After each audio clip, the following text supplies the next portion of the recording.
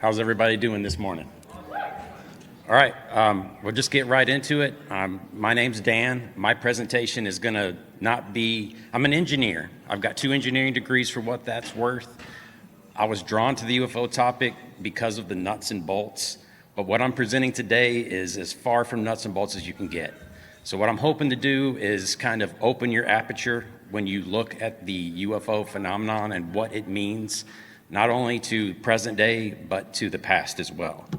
But I'm at a megalithic type convention, ancient civilization convention. So that was one of my first loves as well. So I have I'm real familiar with Graham Hancock stuff, and the one book that I can say changed my life is Underworld that he wrote. That definitely changed my view of our history and our world that we live in and what we don't know. So when I was in engineering, getting my degree back in 2002, they put us through a communications class. And as part of that, I had to give a presentation. And I could pick whatever I wanted to do a presentation on. So obviously, I'm going to pick something I'm passionate about. So I picked to go over Graham Hancock's information. So I put this presentation together to present to a bunch of college students that didn't know who Graham Hancock was, hadn't been exposed to the ancient history, alternative history. So I went and made this presentation, and I called it The True History of Egypt, the Good and the Bad and Ugly. So that's a joke that didn't fly in front of a whole bunch of college students in 2002. It seems more apt in this particular situation. So I do appreciate that Graham Hancock has actually reached out to Zowie in the last few days and apologized to him for some of the things that he said in the past. Unfortunately, I haven't seen an apology from Zowie Hawass to Graham Hancock about some of the things that he said. One of those things, a confrontation that the two of them had several years ago was pre-Göbekli Tepe. Graham was proposing that there were ancient civilizations that extended back further than what we knew. Well, Zowie was pushing back on him and saying, well, show me one civilization, show me one pottery shard, show me one stone structure that would justify your perspective. And then, of course, it got Göbekli Tepe. That was a moment that the entire ancient civilization, the alternative history civilization, got to take a deep breath and go, okay, this is the start. We have to dig further. We know more now. We have more context of what we're dealing with. We know more about ourselves. Well, on December 16th, 2017, the New York Times actually put out an article, front page, called Glowing Auras and Black Money. And this is a similar moment in the UFO community to what Göbekli Tepe was. It was a moment when the government, who had been denying that they were investigating UFOs, was put on the front page of the New York Times, and that changed the perspective. That gave us more context to investigate the unknown. We had our moment, and since then, things have gone really fast-paced. George actually said it yesterday. He's going to try to bring a UFO portion for a whole day next year. And the reason is because this is constantly changing. Ancient history, let's face it, it's pretty static, but the UFO phenomenon is ongoing. We're discovering new things. New things are developing very quickly. Who am I? I'm an engineer by education and training and profession, but I also, as my hobby, has started making videos about the UFO phenomenon. I started on TikTok. I've grown to over 250,000 followers, but I have other platforms. That's my most successful platform. Instagram is my moderately successful platform, and TikTok is definitely my underperforming platform. I'm not successful at all on YouTube, so if you subscribe, I appreciate it. But what I do is I make short, concise videos to try to keep people up to date, to give them context for what is going on right now, that data point, as well as some information that surrounds it from the past that would make it even more significant. And I go by the 5th pillar of emphasis, but if you check the website for Cosmic Summit, I go by the 5th pillar of emphasi. I left that up there. I found that error when I first looked at myself after they sent me the headshot. I knew it was misspelled, but I thought that was funny. and it also sounds a little more mysterious because I don't know what an emphasis is. But I also think that it allows me to kind of reflect on myself and realize I don't take myself that seriously. I don't think you guys should take me that seriously. I'm not going to get up here and dispense facts and tell you exactly what it is. I'm going to share information with you that I find interesting, and I want each of you to take it in and think for yourself and make your own decision on what you think it means to us, to you. The reason my name is the fifth pillar of emphasis is based on some 5 pillars of emphasis that the gentleman from the New York Times article, Lou Elizondo, who ran the Pentagon's UFO investigation program for several years, he worked with Chris Mellon, who was a deep insider within the United States Department of Defense. They put 5 pillars of emphasis together on how they are going to try to push the discussion forward to get us closer to disclosure, capital D, disclosure. Legislative engagement, of course, is our members, our elected officials. Senior executive level engagement is the president, and there's currently a push going on to try to get the UAP question asked at the upcoming presidential debates. Additionally, international engagement is one of their goals, and they have China has announced that they're investigating UAPs. Japan is pushing an effort forward to try to investigate UAPs as well. Canada's doing it. Multiple different international countries are doing it. Mainstream media engagement is the 4th one. We're seeing more and more news articles, written and video, about the UAP phenomenon. But last but not least is engaging the masses, and that's where I came in. At the moment that they said that, I realized I can't help the president. He's not going to call me up and ask for my opinion, but I can engage with you guys. And so I started making these videos. I basically call myself the fast food version of ufology because I'm short, concise, easy to consume video formatted information to present to people. Before this presentation, I felt like I was on an island because I was obsessed with the UFO phenomena, obsessed with the research, as well as with the ancient history, the alternative history theories. But no one else in my circle was. So I felt just like Tom Cruise on Castaway, that I was on an island with no one to talk to except a volleyball that I could find. So I want to thank you guys for allowing me to have someone to share these thoughts with, to share this discussion with, because it's fun.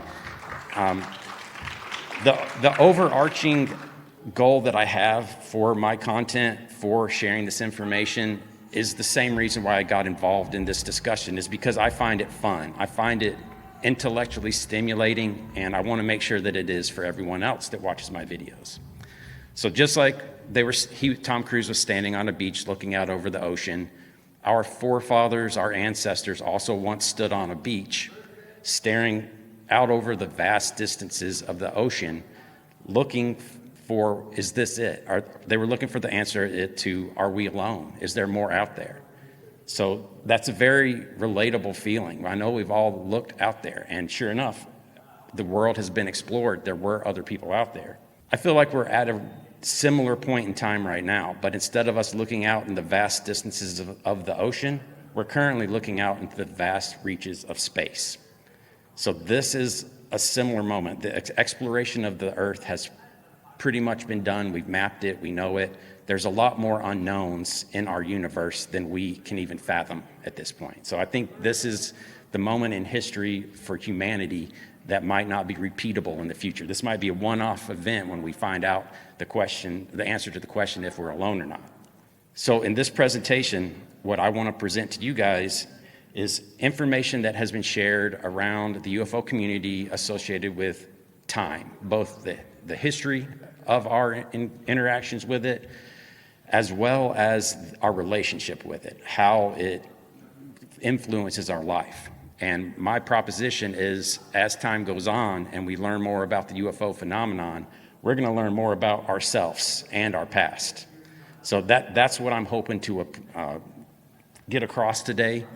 And I'm hoping that this will allow us to answer one of the greatest philosophers of current times, largest questions: where did you come from? That joke would have killed in 2002 in a college environment during a presentation, but I think it's still relevant now if you guys know that song. What I think that we're missing is context. Everybody knows context is key. We can't date stone when we find megalithic structures. We look at the context that we found them in to better understand what was going on when they were constructed. When it comes to the UFO phenomenon, we have to have the proper context to appreciate what that information is that we're being presented. Additionally, that context is going to change for how we view ourselves and how we view our past. This is the Drake equation. Most people are familiar with it. It's basically the probability that there is another intelligent species in the universe that could potentially come and visit us. So this is what NASA put together. Drake is obviously the guy that put it together, but it's got a bunch of variables in it. One of them, of course, is the number of planets that are habitable in the universe. Well, the Hubble telescope made us look back at that Drake equation and reevaluate it. The James Webb telescope has drastically changed our perspective of the universe in which we live in. They're even discovering planets that they are saying are promising environments in the search for extraterrestrial life on other exoplanets. So we're looking at the Drake equation with new information due to the technology that we're developing, and it's changing the context in which we're looking at ourselves. Likewise, closer to home, pilots are reporting encounters with UAPs more now than they were in the past. An aspect of that, a reason for that, is that technology has also improved on our radar systems. So if you look at the Nimitz encounter, that's the 2004 one with the Tic Tac that most people are familiar with. They saw the object on radar that had just been upgraded. Before that, they hadn't. In 2015, on the East Coast, they upgraded the radar. They started seeing more objects. So as we improve our technology to view the world around us, we're going to start to see more objects that are potentially not of earthly origin, not made by the hand of man. What's really exciting that I'm not going to talk about much here is this is all in the air. The conversation is currently shifting to what's in our water. Unidentified submerged objects, in my opinion, is going to be the next big conversation changer that we're going to experience in this conversation. And Tim Gallaudet, who is the former director of NOAA, is deeply engaged in this topic now. So I'm looking forward to that aspect of the future. Matt Gaetz, Representative Matt Gaetz, was at the congressional hearing on UAPs back summer last year. And I actually took my 13-year-old daughter to that as well. So I got to spend some quality time with my daughter in Washington, going to something that I think could be a historical moment for mankind that not a lot of people knew was even going on. But Matt Gaetz stood up and basically recounted an encounter that pilots had told him about down at Eglin Air Force Base, where they went out over the ocean, over the Gulf of Mexico, and witnessed 4 objects on their radar and were able to visually engage with one of them. As he approached it, his video system shut down. That is a very anomalous encounter.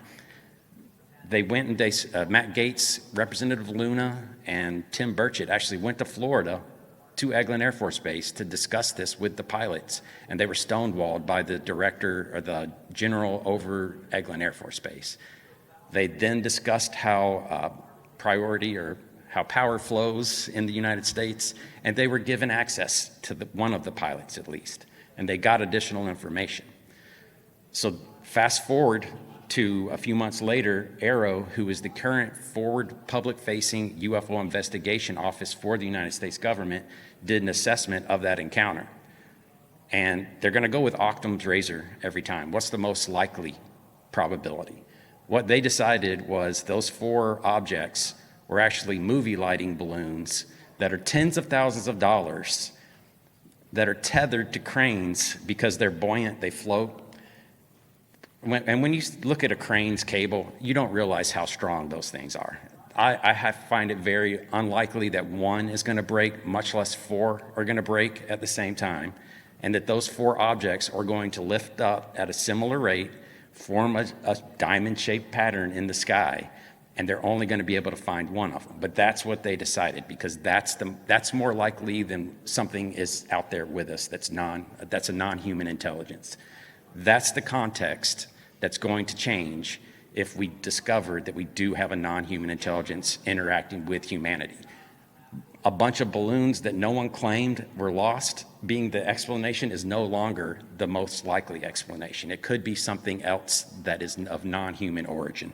Just a month ago, Colonel Carl Nell, who has a resume longer than the King's List in Egypt, went on stage and basically laid it out and said that non-human intelligence exists. This was at the SALT Foundation, which you can go look that up and you can watch the full 20-minute interview. It's fascinating. And he stated that non-human intelligence has been interacting with humanity. It's not new, and it's been ongoing. And there is zero doubt. So that changes the context of not only the present, but the past. So our history is going to be impacted by interactions with non-human intelligence if they've been here a long time. So with that context in mind, when we go back in the historical record and look at things like this, thousands of years old, why does a human have wings except if they want to fly? The context changes when we realize that as a whole, we haven't been alone this whole time. There has been someone else here with us. So that's going to change the way that we view our past, and that's where we're going to learn more about ourselves. We're going to fill in a lot of blanks, is my suspicion, when we start getting some actual information. So this is Lou Elizondo again. His name's going to come up a lot. My kids actually ask me, like, why do I love Lou Elizondo so much on occasion? They seem to think I have an obsession with him. Well, he's just the most informative guy. He's given more breadcrumbs than anyone else about the UFO phenomenon. He was in it. He was studying it. I put a lot of weight in what he says. There's a lot of people that are, just full disclosure, that are not big fans of his for one reason or the other, but he has done. People will say that he's running a psyop on us, but in my opinion, if he's running a psyop, it's the worst executed psyop ever, because this has drawn more attention to the UAP subject in the last 6 years, since 2017, than anything has. This is a monumental moment in our history. Once again, if it turns out that we find out we're not alone, that's a one-off instance in the human history, in the history of humanity. We'll never have that again. He went on a podcast called Theories of Everything with Kurt Jaimungal. I was practicing his name so hard not to screw it up, and I stuttered, sorry. But he was asked the question, he asked the host the question, what would you do to prove to future generations 1 million years from now that you actually existed? And Kurt came up with a couple of examples: put something in space in non-retrograde orbit, create something very hard and difficult to erode, certain things like that. First thing I, of course, thought about was pyramids. I hope they're going to last forever. But he didn't say any of those things. Lou responded with something totally different.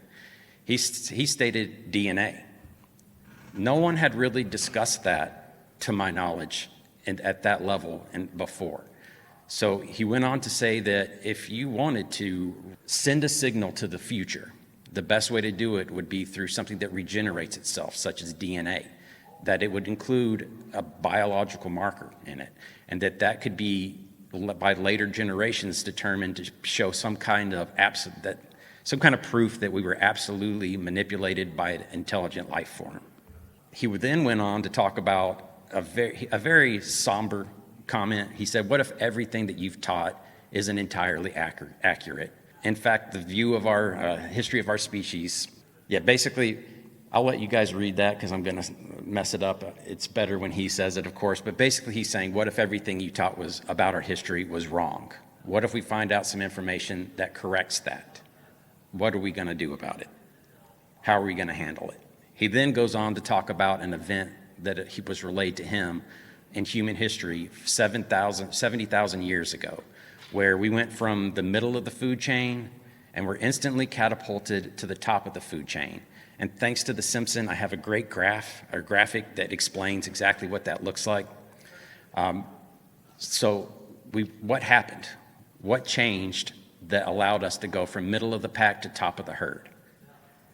Well, at that same time, there was the Toba super eruption, and it's the big orange circle on the top right. It's bigger than anything that's happened volcanically in millions and millions of years. And if you look at the bottom left, or bottom right, you'll see that they estimate that they found through DNA analysis of the genetic record that we were down to 1,000 to 10,000 breeding pairs. So if you were looking to influence the future of a certain species, that would be the time to intervene. That would be the time to make a small change that would be amplified. Of course, the other thought is, what if we were on a downhill slide and we weren't stopping, and they stepped in and said, we're going to give them a hand, we're going to get them out of this jam, and here's a little gift from us to you to keep for the rest of your existence. And then we were able to bounce back and proliferate. We've taken over the world. Was this the moment that something happened that's in our DNA that we can look back on? The more and more advanced our telescopes are, the more advanced our radar systems are, the more advanced our microscopes are, the more we learn about our past. Looking through DNA, we're able to tell much more about our human history and our evolution because of DNA analysis. Now, I'm a mechanical engineer. I don't know anything about DNA analysis, but I know that people that are very familiar with it are very impressive with what they can pull and glean from the analysis of our DNA. But what set us apart? We're not the first round of humanity. We're not the biggest. The Neanderthals were definitely stronger than us. So were the Denisovans. They're also supposedly smarter than us.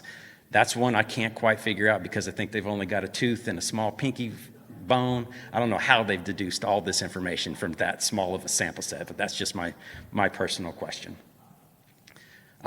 We also have other species that lived among us that were smaller than us, but as mentally, not quite mentally as sharp as we are, like the Homo naledi that Lee Berger has recently discovered, that were living inside the earth or going inside of the earth, burying their dead.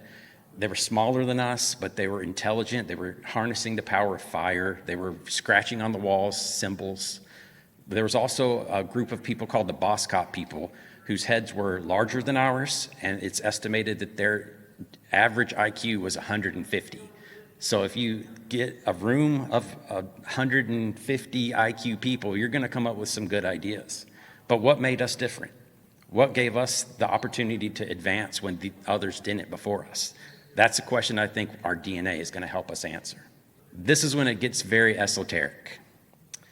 What if Lou Elizondo was on another podcast back in 2021, and he asked the question, what if it wasn't mankind? What if it's mankind's? What if it's not just us? What does it mean to be a human? He asked that question.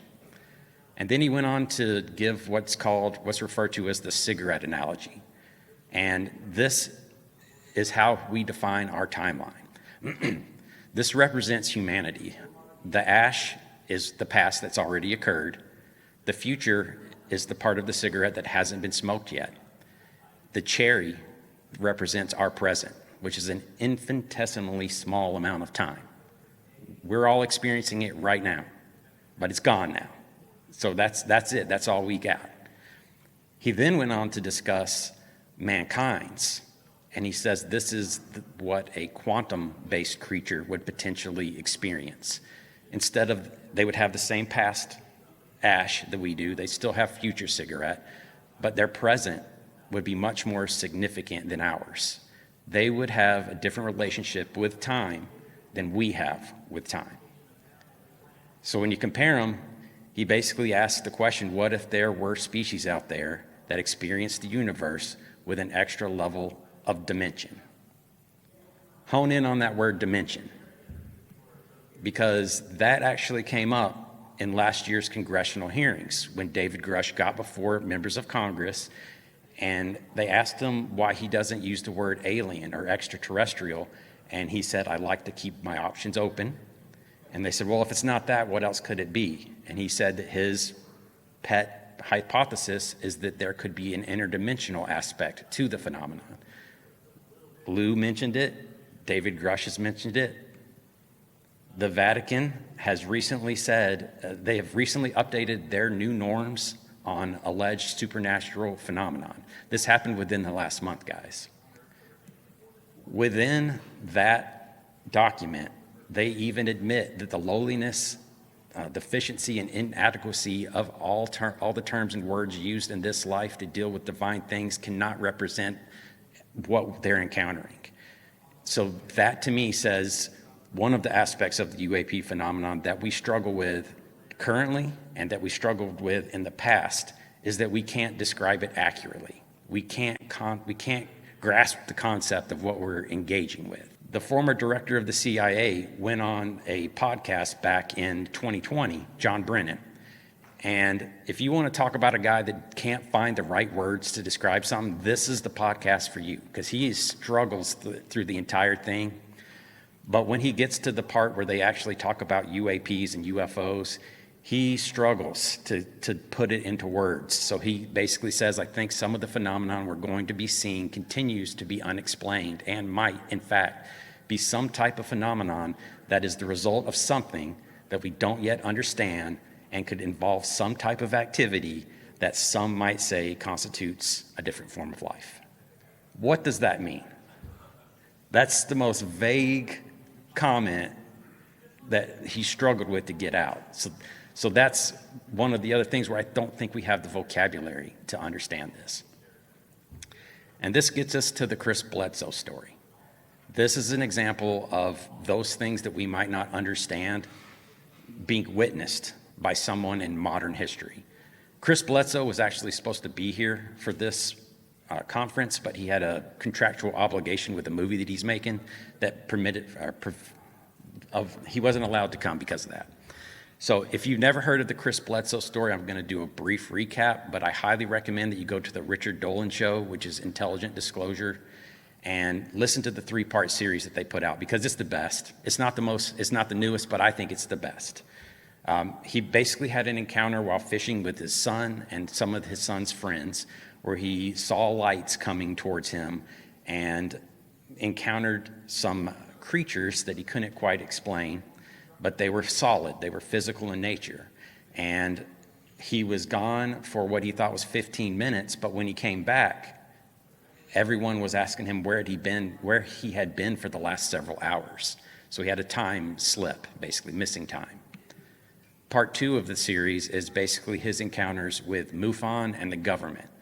So they were very interested in his story and what was going on with him. So they went through and kind of discussed it with him. He got done dirty, is the best way I can describe it, by MUFON. But I'll let him tell you that because I might be biased. But part 3 is the most interesting, not only to me, but to governments, to NASA, to the Vatican. It's his later encounter with what he termed the lady. What happened was one night while he was in bed, something woke him up, a light was outside, and he went out to investigate. Well, he had dog kennels at the time, so he went over to the dog kennels to see if something was wrong with the dogs, and all of a sudden he felt a wind come from behind him. And as soon as he turned around, he saw this giant bull coming right at him. He said, as it was coming at me, I thought I was going to die. I thought I was about to get mauled, basically. But I could see through it. I could see the stars in the night sky through this creature, through this animal. And he said he got knocked back on his stomach. And then when he got up on his knees and turned around, there was this lady standing there. And she spoke to him. She interacted with him. She basically told him, this is going to be something I need you to share. This experience is something I need you to share with others. That encounter with her is what has drove NASA to start investigating him. He actually had his picture taken over to the Vatican. This is his son, Ryan Bledsoe, by the way, a tweet from him, where Diana Pasulka, who wrote a book about his experience, got to go to the Vatican, and she put a picture in a book between the manuscripts of Galileo and Copernicus. That's a pretty legit crowd to be associated with, I'd say. So he's been definitely studied by NASA, governments, and religious areas. But it's interesting because he also says that he believes that she has also been here before, that this isn't the first time this lady has shown up.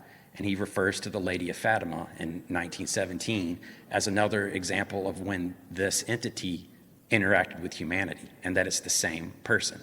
The Catholic Church has even validated the claim that this is a miracle that occurred.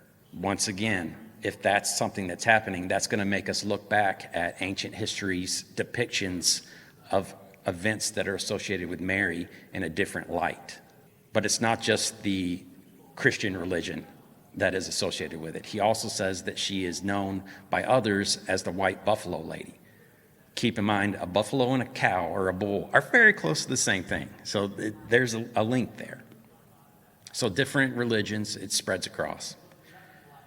But it wasn't until a few years after he became known on the main UFO community that it really hit me, the significance of the lady. And that's when he announced that when he met her, she actually told him her name and that it was Hathor. Does anyone in here know who Hathor is? All right, we got a few people. This is when my worlds collided.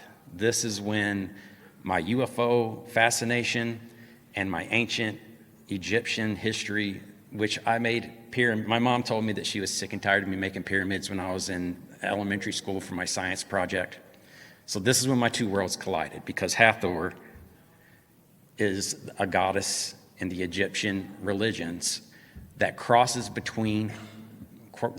boundaries between worlds. It's almost like she's going from one dimension to another dimension when they describe it that way. But she's often depicted as a cow or having cow-like features. So there's that connection between the lady and the bull. And if you guys don't know, they actually constructed a temple to her called the Temple of Hathor, appropriately titled. And it's one of the most beautiful temples, in my opinion, but it's also one of the most mysterious. Within it, you guys will probably recognize this, is the Dendera lights. That's another word I practiced and thought I would get right on the first try. But that's within it. I don't know what that means, but is it a coincidence? I don't know, but it's interesting to say the least. But it goes back even further. The goddess Hathor is also referred to as the goddess Ishtar by the ancient Sumerians. And this is where it gets even freakier. Ishtar sent a celestial bull to fight Gilgamesh in the Epic of Gilgamesh because he basically turned her down. So he sent a celestial bull to go attack him, and he defeated the bull. Chris could see stars through the bull. Sounds like a celestial bull to me. Did that just connect dots between our present and our past? If you look at what Tom DeLonge has said in the past, who is heavily invested in the UFO discussion, he's one of the reasons that 2017 article got published. One thing that he's been putting forward is that we got to start looking at our ancient manuscripts. We got to start looking at ancient text, because there are common groupings of patterns that connect the control mechanism. So once again, did I just connect dots that he's referring to? I can't say it's true, but I can just say it's interesting. He also states this is where the conversation gets disturbing. And this is another situation where maybe we've been looking out in the universe, but we don't have to. Maybe it's been here, just like Carl Nell said, with us for a long time. Maybe it's been living amongst us. Maybe it's been influencing us. Tom DeLonge's calling it a control mechanism.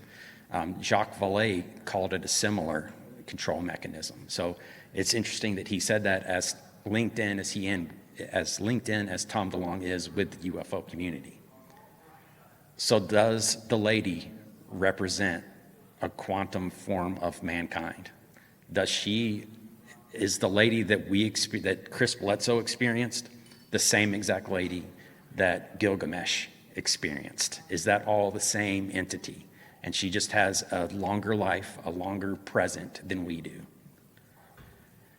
Lou Elizondo and Tom DeLonge also happened to go talk to Chris Bledsoe at one point. This is back in 2002. So at the same time, Lou Elizondo was coming up with this cigarette analogy when Tom DeLonge was talking about looking at ancient text. They were engaging with Chris Bledsoe. So it's just could totally be a coincidence. Maybe they showed up at the same Applebee's. I don't know, but who knows? This is actually me at the Contact in the Desert 2 weekends ago. I got to meet Chris Bledsoe and his wonderful wife for the first time. His wife is a doll, by the way. She is one of the nicest human beings on the face of the earth, I'm convinced. But interesting to meet someone that I've learned so much about and appreciate his input on. Chris Mellon, whose name might be familiar to you from previous slides, accidentally leaked a few ATIP slides, which is the government program that was not actually happening and the government was denying the existence of a government-sponsored UFO investigations, ATIP. Well, slides leaked on Chris Mellon's website, including slide 9. It's the most infamous of them. And what you're going to find out is he says that there are anomalies between space and time construct associated with the UAPs. By the way, when I say we don't have the right vocabulary to describe what UAPs are, I'm convinced that's why we went from unidentified flying objects to unidentified anomalous phenomenon.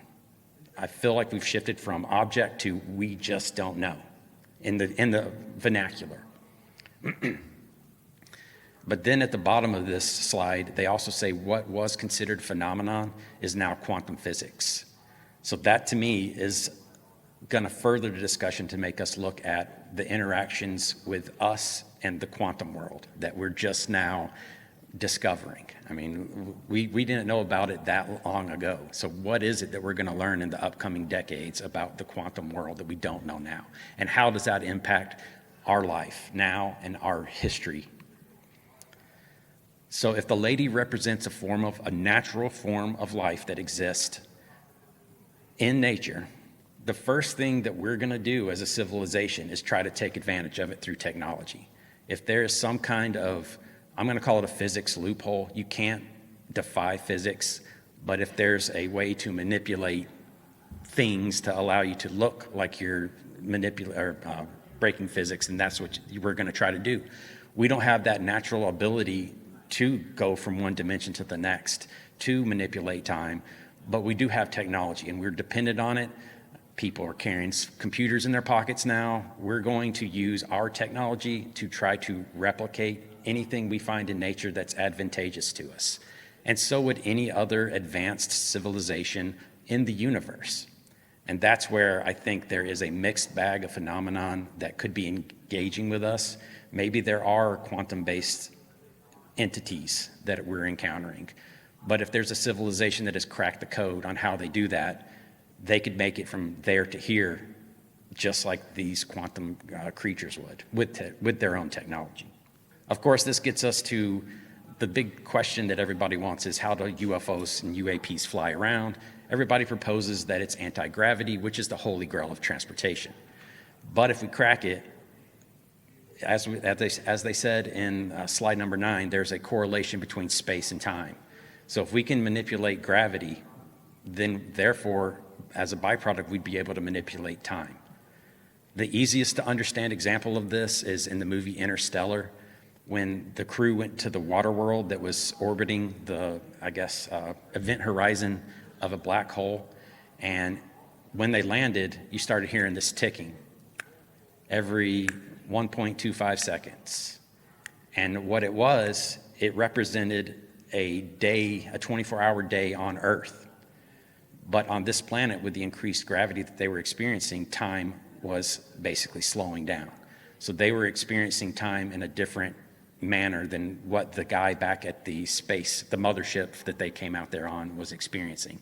By the time they spent a few hours on this planet and went back up to their main space station, the guy had aged 20 years. So I think that if that is something that's occurring in nature, that's something that eventually humanity is going to try to manipulate it for ourselves using technology. You might have heard about the 5 observables of UAPs, but there's actually 6. It got updated probably about 2 years after we started talking about the 5 observables to include biological effects. A lot of that is going to be associated with the medical conditions that people have after close encounters with UAPs, including radiation type burns. You saw that in the Close Encounters of the Third Kind when Richard Dreyfuss got sunburned when he had a UFO fly over him. Senator John McCain actually helped John Burroughs, who was involved with the Bentwaters UFO encounter in England. He ended up having heart problems. The government actually had to pay John Burroughs for the damage that he received from encountering that UFO, and that's exactly what they called it. They had to admit that he encountered a UFO that impacted his medical condition. I would also like to think that the 6th observable biological effects comes in the form of time. If we're being interacted with and we have case after case of missing time, maybe it's because just a byproduct of their propulsion system. Maybe it's intentional. Maybe they use it as a tool for them through their technology. At some point, we'll try to do the same thing. And if you look back at the 2004 Nimitz encounter, what you're going to find is they said that it was instantaneously like a bullet out of a gun. It was accelerating away. If you're able to manipulate time, and by contrast, we look like we're moving around slow, and the Nimitz tic-tac can just go off at a regular pace, it's going to be observed by us to be going at instantaneous acceleration. But maybe it's not. Maybe it's manipulating time as it moves along to put us in a situation where we can't keep up with it. So we'll never be able to catch it because of that. Will time manipulation make the instantaneous acceleration less dumbfounding to us? The last time-related aspect of the UFO conversation that's currently going on is by Dr. Michael P. Masters, who just in the last week has released an article saying there's a potential that they could be living amongst us. But his earlier work is what's called the extraterrestrial model. And his proposal is just like Marty McFly went back in time, that if we continue to evolve in the way that we're evolving, the features that we're seeing in the alien grays would be where we are 50,000 years from now. And that potentially they want to come back and observe or correct our course. And another thing that is very common in encounters and experiencers is the continuing pattern of saying, hey, take care of your planet, take care of your people, stop using nukes, things like that. Why would anyone care unless there was something that negatively impacted them? So Michael P. Masters is looking at the future to try to learn more about are they coming and viewing us just like we would do. If we could go back in time and observe things, we would. If we could bring dinosaurs from the past to the present, we would. They're actually trying to clone woolly mammoths right now to bring them back into the population. So we know this is something that humanity is prone to do, is play God. Let's face it, we're bad about it. And with the advancement of AI, I feel like we're going to get there a lot faster. So once again, I want to just leave you with the thought that the more that we advance and the more that we learn about the UFO phenomenon, the more we're going to learn about ourselves. One of my favorite quotes from anyone in the UFO phenomenon community is Jeremy McGowan, who stated that the UFO phenomenon isn't about objects in the skies. It's about humanity living amongst the effects of these UAPs. What do we learn about ourselves as time goes on? So with that, I just want you to think about what is it that we're going to learn in the future that's going to change the way that we look at ourselves. And be ready, we might get some disturbing news. Lou Elizondo stated when he found a certain piece of information, he was very somber. Is that a potential reason why they don't want to tell us anything about why our governments don't want to tell us about what's going on? So that's the end of my presentation. I've got about 15 minutes if I got any questions. Thank you.